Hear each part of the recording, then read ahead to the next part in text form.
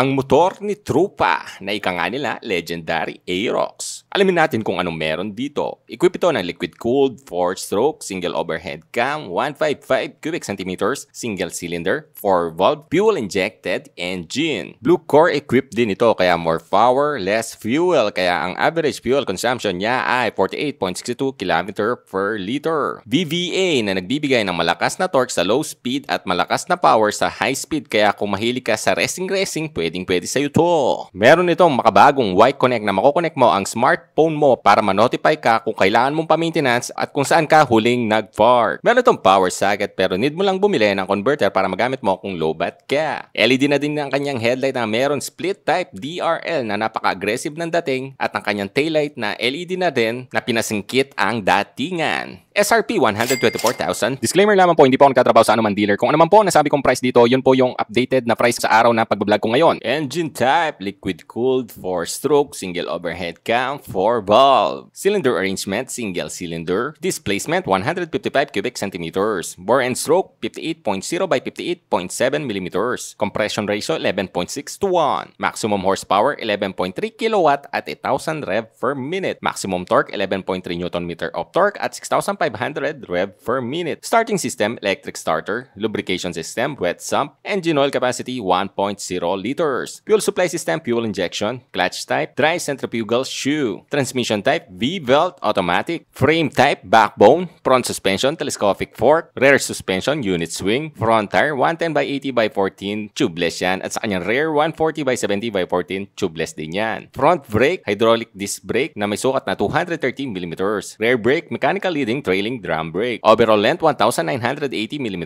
Overall width 700 mm. Overall height 1,150 mm. Seat height 790 mm. Wheelbase 1,350 mm. Minimum ground clearance 145 mm. Wet weight kasama po ang kanyang oil at kanyang full tank 122 kilograms. Fuel tank capacity 5.5 liters. What's up mga brad? Nandito tayo ngayon sa Yamaha RevZone Angeles para i-check itong Aerox na bagong kulay nilang gray na may mags na cyan na kulay. Siguro sa GoPro ko hindi siya kita pero cyan yung kulay niya. Check natin si tight niya sa 5'8 or 5'9 pag nakasapatos. Let's go! Wow!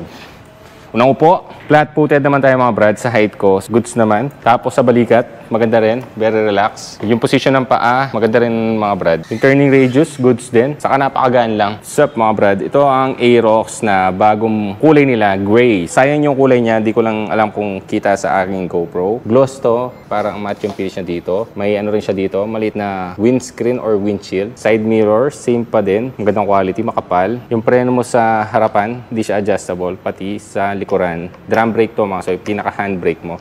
Yung ilaw niya, LED na yan, tapos meron pa siya ditong DRL na split yung dating. LED yan, pero ang kanyang turn signal, bulb type. Ang ganda ng kulay nito sa personal. Yamaha, sticker, syempre. Hindi siya upside down port. Ano lang siya, telescopic port. Hindi ABS to mga brad. Single path, round type yung disc brake niya. Sayang yung kulay nito mga brad. Ang tatak ng kanyang gulong, IRC yan. Ang size, 110 by 80 by 14. Para may carbon skin dito. Tapos mayroon siyang logo ng Yamaha. Sayang tong 155 na to. Cut na siya dito, split na naman. Pagdating dito, meron siyang BVA or Variable Valve Actuations. Malakas yung arangkada, low fuel consumption, tapos malakas pa yung power. Yamaha sticker. Dito sa kanyang throttle, maganda yung grip, plastic tong end bar mo. Meron siya ditong hazard, starter button. Ito yung digital meter panel, same pa rin nun dati. Dahil standard version to, meron siyang susian.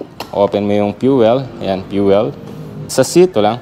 Check natin yung jokers ng App Store. Let's go. Full face to, mga brad. Di siya, mga brad, tumatama. Subukan nating baliktarin. Yan. Mukhang kasya.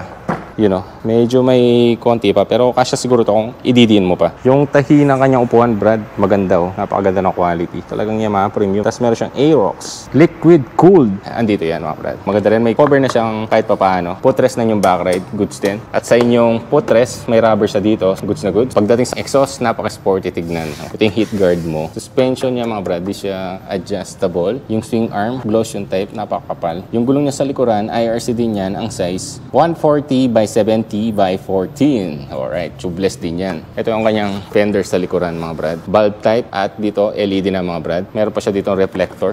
Pagdating dito sa side, air filter mo, dito ang yung CVT. Wala siyang kickstarter. Ang kanyang preno sa likuran ay drum brake. Dito makita natin Mio Aerox. Pagdating dito, equip na to ng Yamaha Motorcycle Connect. Dito, meron na siyang power socket pero hindi pa siya na-convert ng bibili ka pa ng converter. So, nasa 48 pesos lang naman yun. Sa left, meron siyang turn signal left, right, high beam, low beam. Hindi passing light to, menu, busina. Pinaka-handbrake to mga brado para sa inyong preno sa likuran. Equip pala to ng Vlucor. Alin mga brad, ito rin yung bagong kulay ng 2023. Itong matte gray. May orange siya dyan. Tapos orange din yung dito niya reflector. Standard version din to. Meron yan dito sa Yamaha Revzone. Ito, bago rin nila. Aerox din, 2023. Gloss black na to. May siya dito parang cyan na stripe. Cyan yung pinaka niya. Ibang kulay. Good day mga ka-Revzone. So, nandito nga pala ulit si Sweaty Motovlog para i-vlog niya yung bagong kulay ng Aerox Standard 2023 model. Ang kulay niya nga pala is gray. Yung SRP niya is 124,000. Kung i-abil mo siya for installment, so for in-house financing, so magda-down payment ka lang ng 15,000 and then available siya for 3 years, 2 years, and then 18 months to pay. So for 3 years, yung magiging monthly mo is 5,980 and then rebate siya ng 480. For 2 years naman, 7,475 and then rebate siya ng 230. For 18 months, yung magiging monthly mo is 9,045 and then rebated siya ng 190 pesos. Yung mga kasama niya nga pala for inclusion is LTO registration, 1 year free service, 1 year warranty, and then meron siyang 1 free helmet. At dito ko na lang tatapusin ang vlog. Maraming salamat po sa lahat ng nanood. Please follow nyo po ang page at i-share at i-like nyo na rin po. Maraming salamat. Ingat kayo. Ride safe!